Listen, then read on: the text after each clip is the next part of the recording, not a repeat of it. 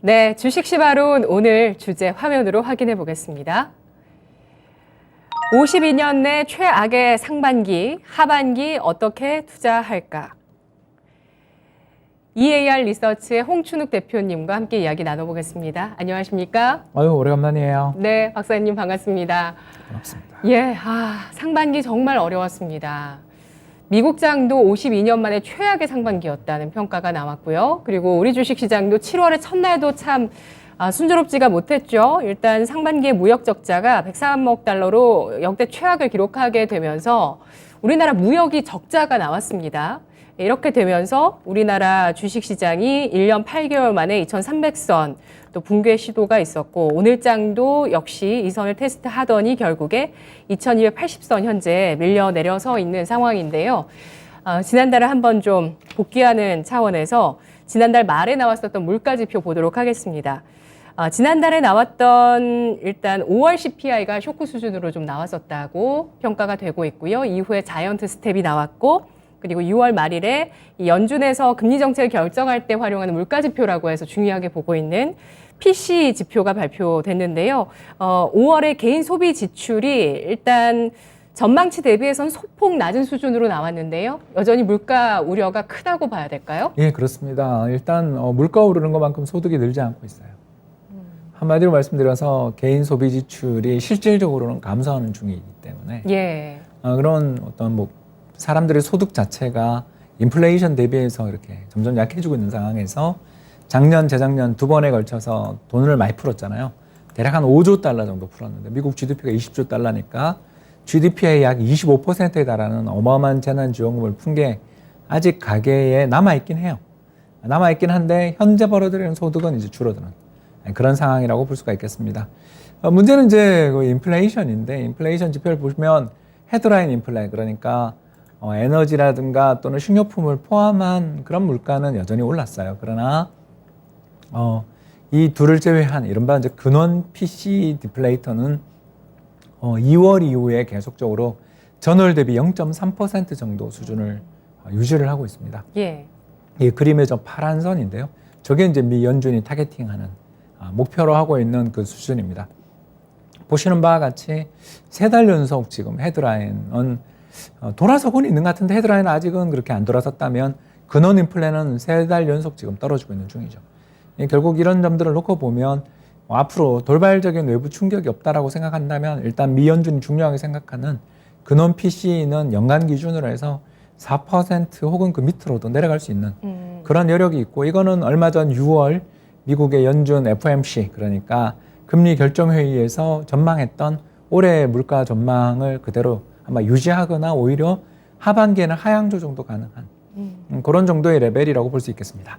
네, 지금 보여주신 그 차트를 통해서 생각할 수 있는 건 결국에 이제 그 음식료와 에너지를 제외하면 근원 물가는 둔화되고 있다. 그렇죠. 라는 거죠. 어떤 게 좀 둔화시키는데 네, 혹시 있을까요? 여러 가지 부분들은 아직 오르는 게 많습니다. 예. 대표적인 게 의료비라든가 주거비라든가 이런 쪽은 좀 오르곤 있는데 대신 내구재 쪽이라든가 의류라든가 이런 쪽은 이제 또 조금씩 탄력들이 둔화되는. 그래서 일시적으로 급등했었던 중고차라든가 자동차 값도 네. 앞으로는 조금 더 둔화되지 않겠냐 이렇게 기대해 보는 거고요. 물론 이제 중국이 또 락다운 걸면 이건 또 기대가 사라지는 거지만 일단 중국의 제로 코로나 정책은 유지될 것 같지만 당장 지속적으로 어떤 심천이라든가 광저우 같은 세계 전자산업의 핵심 클러스터들이 봉쇄되는 그런 일들만 없다면 일단 공급 사슬망에서의 어떤 물량 그 자재난이라든가 또는 공급 차질은 조금씩 진정되고 있고 이게 전체적으로 본다면 한 2월부터는 일단 인플레이션 압력을 조금씩 약화시키는 요인인데 대신 이제 국제 유가가 네. 또는 여러 가지 원자재 가격들이 오른 바람에 5월 헤드라인은 높았다 이렇게 볼 수 있겠습니다. 네. 그래도 근원 PC 같은 경우는 이 공급망 차질이 일부 해소가 되는 또 중국의 락다운이 완화되는 이런 측면 때문에 긍정적인 영향을 받았는데요. 미국에서 소비자 물가지수 가운데 3분의 1이 주거 비용을 차지하고 있는 상황이어서 아무래도 연준이 이 주거 비용, 그러니까 부동산 가격을 좀 잡고 나야 금리 인상을 멈추지 않겠냐, 완화하지 않겠냐 이런 얘기도 나오고 있어요. 지금 연준에서는 평균 물가 목표제를 도입하고 있는데 지금 아까 그 핵심 PC가 4% 아래로 내려갈 수 있다고 하셨잖아요. 네. 연준이 바라보고 있는 목표치는 2%에서 4%라고 보면 될까요? 예, 2%죠. 그러니까 2%. 예, 예. 아직은 인하 또는 동결까지는 안 해줄 것 같고 예.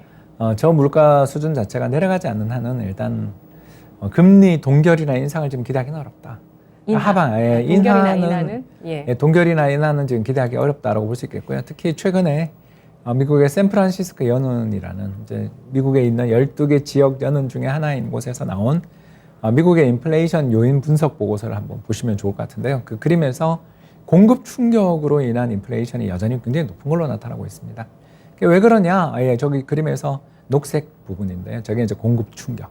그리고 파란 영역이 수요 충격이라고 이렇게 볼 수 있겠고요. 그 중간에 있는 노란 부분은 복합적인 부분들이겠죠. 자, 근데 그 그림을 보시면 알겠지만 최근에 물가가 되게 많이 오르고 최근에 좀 급등세들이 또 좀 약간 진정되는 과정에서 가장 기여를 한 것은 뭔가 살펴보면 결국 공급, 녹색 부분이 날이 갈수록 높아진 것이 가장 큰 영향을 미쳤다고 볼 수가 있겠고요. 근데 그에 비해서 파란 막대로 표시되어 있는 미국의 이제 수요 쪽 인플레이션 요인들은 벌써 한 3달, 4달째 지금 꺾이고 있는 것을 발견할 수가 있습니다. 물론 떨어지는 속도가 그렇게 가파르진 않아요. 네. 그렇게 좀 팍팍 떨어지면 차라리 좋을 텐데 이제 떨어지는 정도에 불과하다라는 것입니다.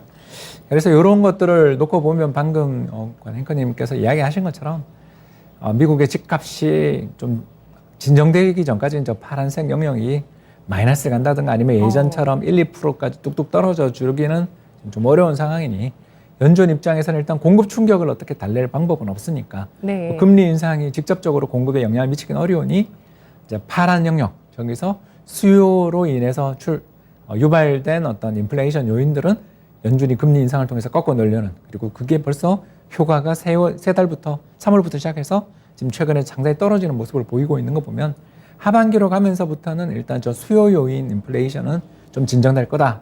근데 전체 인플레는 공급 충격에 의한 거니까 이거는 조금 더 시간을 두고 봐야 된다.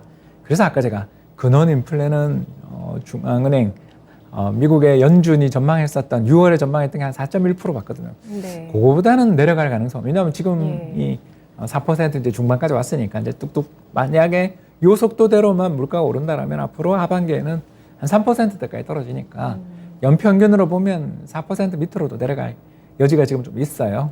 그런 측면에서는 맞는데 그렇다고 해서 하반기 뭐 금리를 동결해 준다거나 인하 이야기를 하기에는 아직도 저 수요에 의해서 유발된 인플레이션은 여전히 강력하다. 네. 이렇게 볼 수 있겠습니다. 수요로 인한 인플레이션을 잡을 길밖에 없기 때문에 연준 입장에서는 이쪽을 좀 계속 제어하는 움직임이 이어질 것이다. 라는 것입니다. 지금 뭐 아까 중국의 그 코로나 방역 조치 완화가 좀 공급망에 그래도 긍정적인 영향을 줬다고는 하지만 다시 한번 확인해 주신 건 지금 공급발 인플레이션도 상당하다는 것. 러시아 얘기를 안 할 수 없을 것 같아요.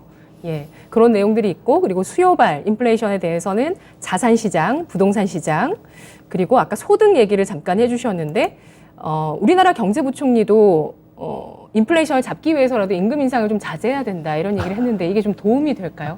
수요 측 인플레이션을 잡는데? 일단 일단 이번에 최저임금을 5% 인상했잖아요. 예. 뭐 작동 안 한다는 이야기를 지금 하는 거죠. 그게 자제 요청을 한다고 될 문제가 아니고 시장에서 우리나라 노동시장은 일단 기본적으로 대단히 좀 야극화되어 있는 시장이에요. 그래서 삼성전자, SK 하이닉스 또는 금융권 뭐 이런 고임금 쪽은 지난해도 그렇지만 올해도 이익이 안 나쁘거든요.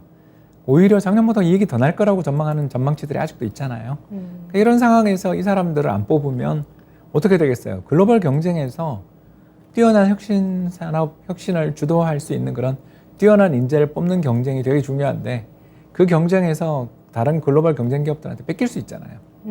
그렇지 않습니까? 그래서 생계임금만 갖고 과연 뛰어난 인재를 뽑을 수 있는가? 이건 좀 다른 문제다는 거죠. 그리고 또 이번에 최저임금 보셨겠지만 5% 인상했잖아요. 이제 거의 10,000원 가까이 들어가고 있어요. 그러니까 왜 이거 5% 인상했냐? 물으면 인플레이션이 지금 5% 나기 때문이잖아요. 네. 그렇죠. 소비자 물가 상승률이 지금 지난달에 5.4%. 예. 이제 뭐 곧 6월달 데이터도 나올 텐데 아무튼 더 올라갔을 거라고 다 보잖아요. 그렇게 인플레이션이 되게 높은 상황에서 최저임금은 기본적으로 생계임금에 가까운 성격을 좀 띠고 있으니까 이제 이 사람이 일을 하면 생계는 해결할 수 있어야 되는 정도의 임금, 이렇게 우리가 볼 수 있는 거잖아요. 그래서 최저생계비라든가 뭐 이런 여러 가지 이야기를 할 때 항상 또 우리가 최저임금 이야기를 하는 게 그래서 그런 건데, 지금 5% 인상했다라는 건 결국 그 정도를 올려야 실질 임금이 감소하는 걸 막을 수 있다 정도인 건데, 그걸 낮추라고 한들 낮춰지겠는가. 그리고 낮추겠다고 했던 정부마저도 최저임금은 5% 올리지 않았습니까? 그러면 이게 영이 설리가 잘 없죠. 그렇게 저는 보여지고요. 결국 우리나라도 분명 인플레이션이 격렬하게 올라오고 있지만 이 인플레이션을 격렬하게 유발하고 또는 인플레이션 문제들에 대해서 어떻게 가장 근원에 있는 건 결국 우리도 외부 충격이 첫 번째겠지만 그 다음은 지난해 한 해 동안 우리나라 아파트 가격이 20.3% 올랐거든요. 1년에만. 예, 그래서 2000년대 초반에 있었던 그 카드 버블 이후 최고 상승률이었어요. 외환위기 이후에 두 번째 상승률이었습니다. 자, 이 정도로 집값을 올려놓고 인플레를 잡겠다라고 이야기하면 사람들이 아니 집값 내 월급 빼고는 다 올랐는데 내 월급 못 오르게 막는다라는 게 말이 되냐라고 할 수 있고, 또 기업들이 돈을 못 버는 것도 아니고 잘 벌잖아요. 지금 벌써 우리나라 자동차 회사들 파업 들어간다 그러고요. 이런 부분을 우리가 생각을 해본다면 정부의 정책만으로 이걸 과연 해결할 수 있겠는가? 네. 결국 남아있는 게 금리 인상, 그리고 더 나가서는 환율을 좀 안정시킨다든가 하는 이런 여러 가지 정책들이 필요한데, 또 환율은 우리 마음대로 되는 것도 아니니까 결국은 우리도 결국은 앞으로 금리 인상이 뭐 빅스텝 0.5% 금리 인상을 네. 7월 13일 날이죠. 그때 또 경험할 수도 있다. 이렇게 보고 있습니다. 네, 7월, 8월 연이어서 좀 빅스텝이 나오지 않겠냐 이런 얘기들 나오고 있고요. 국내 또 물가도 6%를 돌파할 가능성에 대해서도 전망이 나오고 있습니다. 이렇게 물가가 굉장히 복합적인 요인에 의해서 상승을 하고 있는 상황이고, 우리 같은 경우는 워낙까지 약세를 보이면서 수입 물가에도 더 큰 영향을 받게 되는 상황인데요. 이런 와중에 일단 특히 이제 물가 상승이 좀 높은 지역이 미국이잖아요. 미국, 유럽 얘기를 하고 중국 얘기는 별로 안 하고 있는 상황이에요.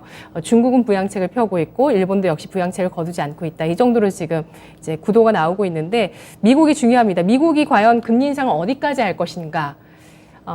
이게 관건이 될 것 같은데요. 예전에 폴 볼커 의장에 대해서 발언을 해서 저는 그 인물에 대해서 계속 좀 탐구를 하고 있어요. 폴 볼커가 어떤 인물이었나에 대해서 좀 탐구를 해봤더니 경기 침체도 저지하지 않고 계속해서 금리를 올렸던 맞습니다. 인물이더라고요. 예, 당시에 금리가 얼마까지 올라갔죠? 20%까지 갔습니다. 물가를 잡기 위해. 예. 그래서 얼마나 그때, 살인적이었습니까? 예, 그때 예. 이제 소비자 물가 상승률이 12%였는데 정책 금리 20%니까 네. 물가를 감안해도 실질적인 금리 레벨이 8%인 거잖아요. 예. 그러니까 사람들이 사재기 할 돈이 있거나 어디 원자재 투기를 하겠다고 생각했던 사람들이 마음을 바꿔서 은행에 예금하기 시작했죠. 유동성을 박살을 냈죠. 그래서 그렇게 유동성을 급격하게 줄이게 되니까 자연스럽게 일단 금이나 은, 원유 등 상품 시장에 대한 투기가, 자금이 일단 공급돼야 투기가 계속되는데 그 투기를 일단 꺾어 놓을 수 있었고, 두 번째는 강력한 불황을 유발하게 되니까 사람들이 돈을 쓸 수가 없게 되잖아요. 그리고 또 은행에 예금하는 게 훨씬 이득이니까. 그렇게 돼서 자연스럽게 경제 전체에서 네. 원유라든가 이런 여러 가지 원자재에 대한 수요가 급격히 감퇴했죠. 그러니까 네. 불황을 유발함으로써 예. 인플레를 잡았다. 이렇게 볼 수 있겠습니다. 네, 79년부터 9년 동안 연준 의장을 했던 인물이고, 최근에 이 파월 연준 의장이 폴 볼커 연준 의장에 대해서 어떻게 생각하냐는 질문을 받아서 굉장히 화제가 된 인물인데요. 79년 당시에 경기 침체에도 한꺼번에 4%포인트 금리 인상을 한 적도 있었고요. 결국에 81년에 20%대까지 올려 세우면서 몇 년 동안에 걸쳐서 인플레이션에 대해서 싸웠던 인물인데요. 파월 연준 의장이 이번 인플레이션에 대해서 과연 어떤 싸움을 할 것인가. 여기에 또 귀추가 주목이 됩니다. 연착륙은 장담 못한다. 일단 경착륙 쪽으로 일단 시장에 시각이 몰리고 있고, 경기 침체가 오지 않겠냐. 이런 의견이 나오고 있습니다. 1분기 마이너스 성장이었고 2분기 역시 미국이 마이너스 성장을 기록할 것 같다라는 의견들이 대세가 되고 있는데, 연준의 긴축 스탠스 향방과 주식시장의 영향력에 대해서 어떻게 전망하실까요? 일단 이번에 미국의 6월 ISM 제조업 지수가 나왔는데요. 예. 공급관리자협회 제조업 지수. 그러니까 흔히들 그 구매관리자 지수라고 하죠. PMI 지표의 원조입니다. 여기서 얼마나 나왔냐면 53포인트까지 떨어진 거죠. 그래서 경기 판단의 기준선이 50%인데 여기 턱 밑까지 지금 온 거죠. 그래서 경기의 둔화 가능성들은 상당히 높아졌고요. 특히 저희들이 닥터 쿠퍼라고 부르는 게 하나 있습니다. 그러니까 구리에 대해서 이렇게 박사라는 별명을 붙여주는 이유가 뭐냐면 경기에 대해서 이것만큼 민감한 지표가 없다라고 해서 저희들 붙여놨는데 최근 그 구리 가격이 그냥 패닉입니다. 폭락을 이어가고 있는 중이죠. 그래서 우리가 원자재 가격이 오르고 있다라는 이야기를 많이 했었는데 사실은 네. 원자재 가격이 오르는 게 아니라 원유 가격이 오르는 거죠. 원유 가격이 오르는 거고요. 나머지 지금 뭐 밀이라든가 또는 방금 말씀드린 구리라든가 천연가스 가격 같은 경우는 고점 대비해서 30% 이상 폭락한 게 지금 속출하고 있는 거죠. 결국 이런 식으로 공업용 원자재, 산업용 원자재 또는 가공용 원자재들의 가격들이 폭락하고 있는 것은 경기 둔화에 대한 공포가 높아져 있다. 이렇게밖에 말씀을 드릴 수가 없고요. 연준은 인플레이션 파이터로서 지금 행동하기로 작정을 했고 또 얼마 전 나왔던 올해 경제 성장률 전망을 무려 1.1%나 하향 조정한 올해 성장률 전망을 1.7로 내렸어요. 그러니까 이게 뭔 말이냐면 인플레를 잡기 위해서는 올해 성장률의 둔화 혹은 역성장도 각오하겠다라는 그런 의지를 밝힌 거라고 볼 수 있기 때문에 일단 연준의 자이언트 스텝 7월 FMC에서도 0.75% 정도의 금리 인상은 어떻게 보면 거의 기정사실로 좀 돼 있는 게 아닌가. 네. 그래서 우리 그 8월에 미국의 이제 잭슨홀 컨퍼런스가 열리는데 그 잭슨홀 컨퍼런스에서 이제 여러 중앙은행장들의 이제 발언을 보면서 우리가 미래를 좀 쳐볼 수밖에 없지만 현재로서는 자이언트 스텝 가능성이 대단히 높다라는 겁니다. 결국 이런 자이언트 스텝들의 가능성들이 높아지고 올해 연말 미 연준의 정책 금리가 3% 후반에서 4% 초반을 지금 보고 있는데 이 3에서 4% 정도까지의 금리까지 올라가게 되는 이 공포들이 지금 주식시장에 패닉 속에서 반영이 됐다고 볼 수 있겠고요. 특히 미국은 6월에 대규모의 레버리지 청산 거래가 있었던 것 같습니다. 그래서 네. 돈을 빌려 주식이나 코인에 투자하셨던 분들이 증거금 부담을 견디지 못하고 결국은 청산당하는 걸 저희들이 레버리지 청산 혹은 마진콜이라고 부르는데 이런 마진콜이 벌어지게 될 때가 시장에서의 어떤 항복 국면, 저희들이 커피큘레이션이라고 부르는 투자자들이 이제 시장에 대해서 완전히 기대를 버리고 집어 던지는 구간이 6월 중순에 미국에서는 출현했던 것 같고요. 네. 그때 나왔던 특징이 원유, 금, 주가, 회사채, 국채, 이 자산 시장에 존재하는 한 5개 정도 되는 자산이 모두 동반 폭락하는 일들이 벌어졌고 그 과정에서 한국 주가도 드디어 PBR 기준으로 해서 0.9배가 깨졌습니다. 그래서 오늘 주가까지 하면 아마 0.88배, 87배 정도가 될 텐데요. 이런 식으로 우리나라의 주가 MSCI 코리아 지수 기준으로 해서 보면 PBR 0.9배가 깨지고 지금 0.8배까지도 떨어지고 있는 거 보이시죠? 역사적으로 볼 때 1997년 외환위기, 2001년 9.11 테러, 2008년 글로벌 금융위기, 2016년 트럼프 대통령 당선, 그리고 2020년에 코로나 팬데믹 이렇게 뭐 비슷비슷한 충격들이 있었습니다만 5번 정도 0.8배가 깨지는 시장이 정말 패닉에 빠지는 그러니까 주식 시장의 주가가 청산 가치에서 80%도 미치지 못하는 일들이 벌어진 게 우리 시장에서의 어떤 그 패닉이었는데 이번에도 이제 그 레벨까지 지금 왔다라는 게 그림에 나와 있는 거고요. 여기서 좀 더 빠지면 0.8배 그리고 더 나가서 우리나라 기업들이 지난 한 25년 동안 연평균 BPS 그러니까 기업의 청산 가치가 매년 8에서 9% 정도씩 늘어나거든요. 그러면 1년 정도 지나면 현재 주가가 유지만 된다 하더라도 1년 정도 지나면 0.8배를 깨게 될 가능성이 있는 외환위기 주가 밸류에이션이 됩니다.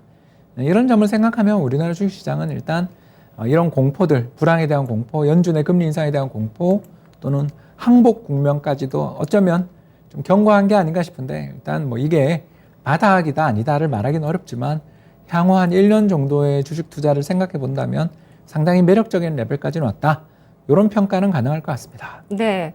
뭐 연준은 인플레이션 파이터로 지금 나서고 있는데 그 물가 지표로 핵심적으로 아까 계속 얘기했었던 근원 PCE, 근원적인 개인 소비 지출 가운데서의 어떤 지표들 이것을 본다고 얘기를 해주셨는데 유가 같은 경우는 지금 뭐 다른 자산들은 다 하락을 하지만 유가는 상승 추세를 유지하고 있거든요. 유가 같은 경우 좀 이 유가가 하락세로 돌아선다면 그러면 시장은 좀 더 긴장을 풀 수 있을까요? 예, 이제 그러려면 두 가지 중에 하나가 생겨야 되는데 하나는 당연히 우크라이나 전쟁 문제가 어떻게든 좀 완화되고 해결이 되는 실마리가 보여야 될 거고요. 또 다른 하나는 미국의 셰일 오일 생산량이 급격히 늘어나야 될 겁니다. 근데 얼마 전 발표됐던 EIA 미국 에너지 정보청의 보고서를 보니까 내년 상반기나 돼야 역사상 최대, 그러니까 2019년에 기록했던 역사상 최대 규모의 원유 생산에 도달하는 걸로 나오더라고요. 그 말은 분명 러시아산 원유가 유럽으로 지금 수출되는 건 이제 끊고 있잖아요. 그게 하루 평균 350만 배럴이나 되는 큰 물량인데 네. 이 물량을 소화하려면 결국 사우디가 증산을 해주든가 아니면 미국산 셰일 오일밖에 없는데 지금 사우디는 사실상 거절한 거고 이번에 오펙 증산도 물 건너갔잖아요. 이런 점들을 우리가 생각해 보면 미국밖에 없는데 미국산 셰일 오일 생산을 늘리기 위해서는 기업들이 투자를 좀 해야 되고 고용을 늘려야 되는데 문제는 얼마 전 그 미국의 바이든 대통령이 미국 정유사나 에너지 기업들이 돈 되게 많이 벌고 있다면서 거기다가 이 탐욕세를 부과하겠다. 뭐 이런 이야기를 하고 있지 않습니까? 이게 전형적으로 파퓰리즘입니다. 공급을 늘리고 싶으면 물가를 안정시키고 싶으면 그 기업에게 이익을 많이 내주게 유도를 해야 되는 거죠.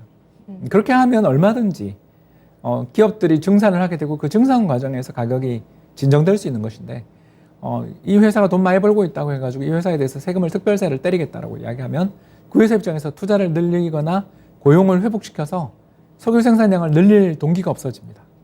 지금이 좋은 거죠. 어차피 이익 더 내봐야 나한테 떨어지는 것도 없는데 라는 생각을 하게 되는 거고요. 그럼 우리도 마찬가지죠. 얼마 전에 영국이 제일 먼저 시작했고요. 보리스 존슨이 이 죄악세 또는 탐욕세 이야기를 제일 먼저 했고요. 이런 걸 보면 세계 최대의 석유 생산 기업인 앱스 모바일이나 BP 같은 또는 쉘, 더치 쉘 같은 그런 회사들이 최근에 설비 투자 규모를 그렇게 늘리지 않는 게 또 이런 부분을 감안해야 되는 거죠. 그래서 인플레이션 압력을 이야기하면서 제가 근원 인플레는 좀 진정될 것 같아요 라고 이야기하면서도 헤드라인 인플레, 식료품 가격이라든가 혹은 에너지 가격을 포함한 인플레이션은 천천히 떨어질 수밖에 없다. 또는 그럴 가능성이 높다라고 전망하는 이유가 바로 이런 또 정치적인, 정책적인 문제도 함께 결부되어 있다는 그런 좀 안타까운 말씀도 드려야 될 것 같습니다. 네.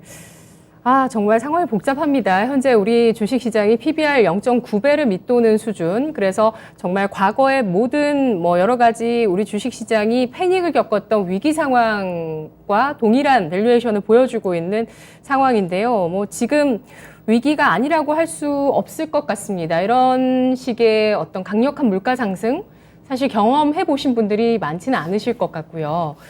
그리고 원달러 환율 같은 경우도 지금 1,300원대의 돌파 안착 시도가 계속되고 있는 상황입니다. 그런데 1,300원대 돌파 안착 같은 경우도 2008년, 2009년 당시 금융위기 당시 때 이후로는 지금 처음 보는 레벨이거든요. 그래서 이렇게 강하게 원화 약세가 나오고 있는데 이 환율 시장에서 원달러 환율 1,300원 선이 갖는 의미는 뭐라고 봐야 될까요? 예, 중요한 저항선이긴 한데 이게 우리만 약세가 아니라서 글로벌 달러가 강세를 보이다 보니까 주변 통화가 죄다 약세. 일본 엔 또는 유럽의 유로라든가 캐나다 달러, 호주 달러 같은 주요 통화들과의 환율을 평균한 게 저 파란 선, 미국의 달러 가치인데 저 미국의 달러 가치가 지금 계속 오르고 있지 않습니까? 계속 오르고 있는 추세와 한국 달러에 대한 원화 환율도 함께 움직이는 것을 발견할 수가 있습니다. 그래서 우리나라 입장에서 환율 1,300원 선은 한국인들, 투자자들 입장에서는 높은 레벨이다 이렇게 생각하지만 글로벌 투자자들 입장에서 본다면 미국 달러가 계속 강세를 보이는 상황에서 한국 원을 사기는 지금 좀 빠르다라는 생각들을 하는 것 같고요. 여기에 또 우리나라 얼마 전에 외환시장 개입 보고서 나온 거 보셨겠지만 우리나라의 외환 개입이 이제는 낱낱이 드러나서 보고서로 제공이 되는 2019년 이후에 이제 그렇게 됐지 않습니까? 그래서 외환시장에 정부가 적극적으로 개입한다라는 게 비밀리에 되고 전격적으로 이루어지면 이게 효과가 있는데 낱낱이 드러나고 있는 시각이 그런 외환시장 개입들이 효과가 또 옛날만 못한 것도 있고 이러다 보니까 글로벌 금융시장, 글로벌 달러 시장의 흐름에 우리가 동조화되는 경향이 있다라는 것은 어쩔 수 없이 좀 인정해야 되는 부분이고 이런 면에서 보면 일단 환율은 더 오를 여지가 있다. 이렇게 볼 수 있겠습니다. 네, 달러화는 미국의 긴축 정책의 정점에서 달러화의 정점이 나오지 않겠냐 이런 얘기들이 있는데 같은 의견이세요? 그렇죠. 우리나라만 뭐 특별하게 나빠서 환율이 오르는 게 아니라 예. 미국 달러가 강세인 상황에서 한국처럼 또 외환시장도 개방돼 있고 주식시장도 개방돼 있는 나라에서는 일단 돈 빼기 좋잖아요. 미국 달러가 더 강세로 갈 거라고 생각되면 본부장님이 밑에 있는 리저널 매니저들한테 이렇게 질문할 거 아니에요.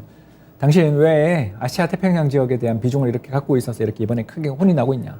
당신 믿었던 한국, 대만 돌아가면서 6월 달에 다 박살났다. 뭐 무슨 대안이 있냐 이렇게 물으면 그 지역 매니저 입장에서 할 말이 없을 거 아니에요. 그러면 예, 3분기에는 제가 이 손실을 만회하도록 달러로 좀 바꾸겠습니다라고 이야기를 하는 게 지금 진행 중인 거죠.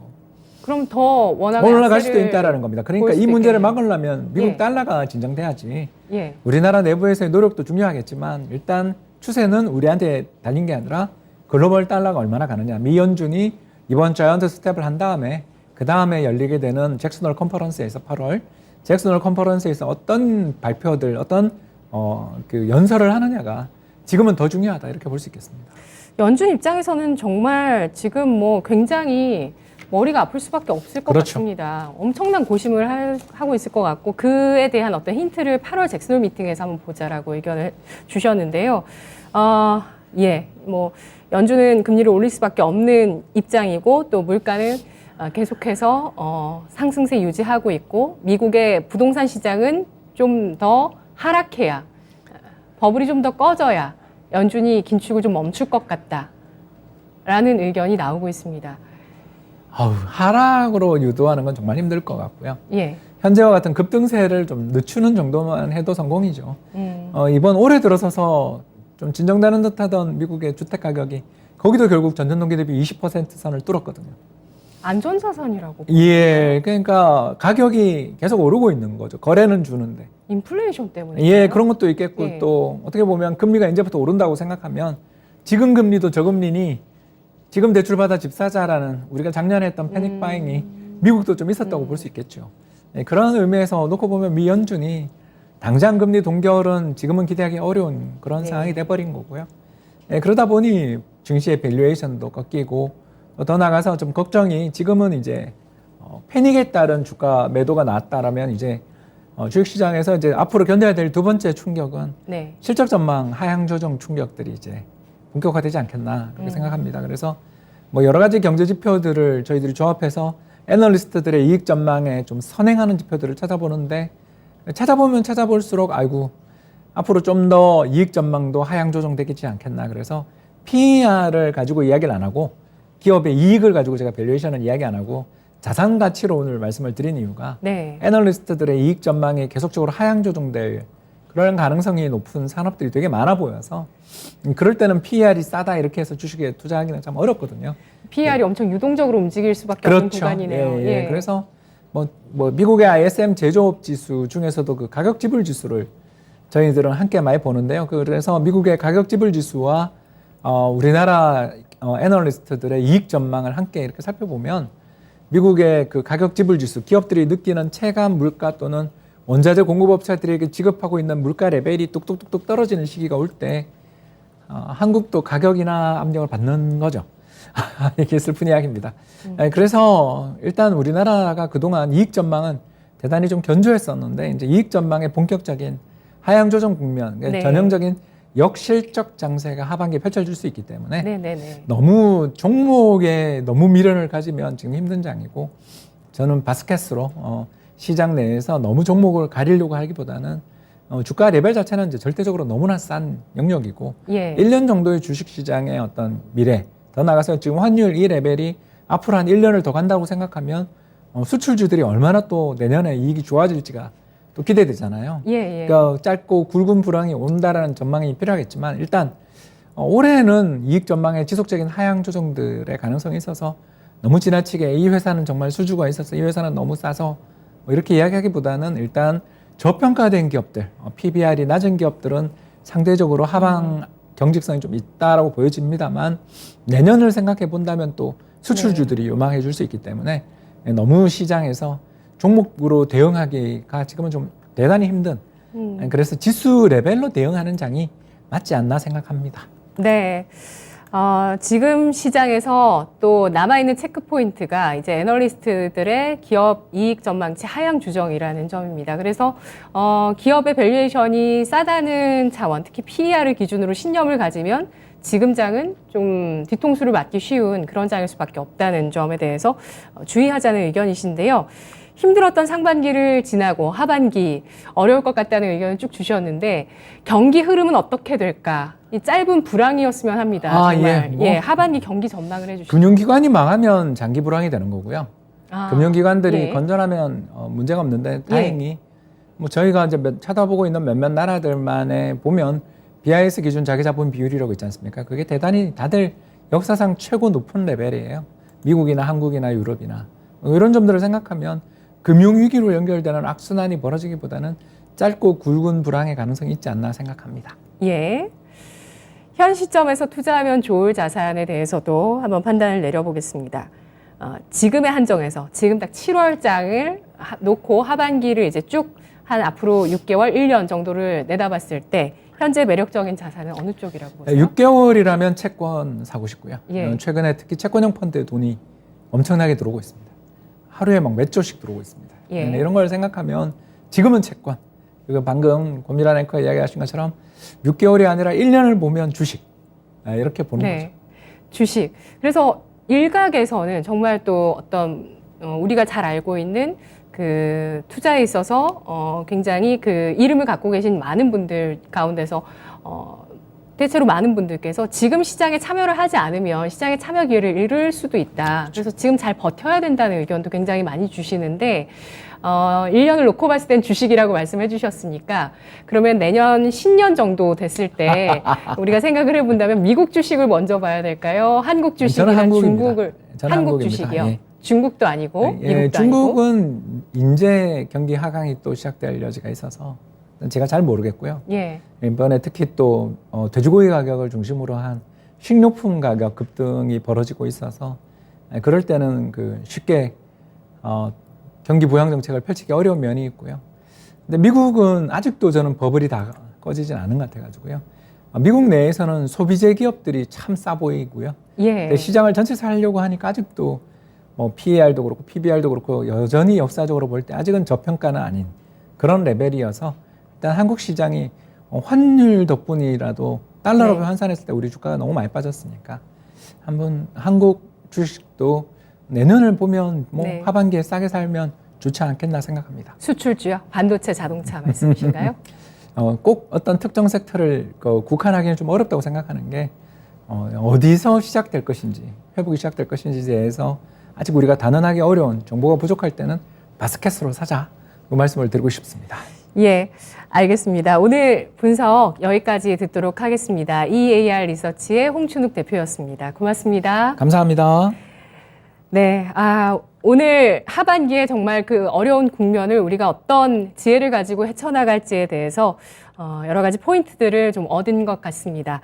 자, 지금까지 투자 판단에 도움드릴 수 있는 내용들 확인해 봤고요. 다만 주가의 상승과 하락을 보장하지 않는다는 점을 유의하시면서 투자하시기 바라겠습니다. 오늘도 1% 내외 하락세가 이어지는데요. 저는 내일 이 시간 또 여러분과 함께 하겠습니다. 고맙습니다.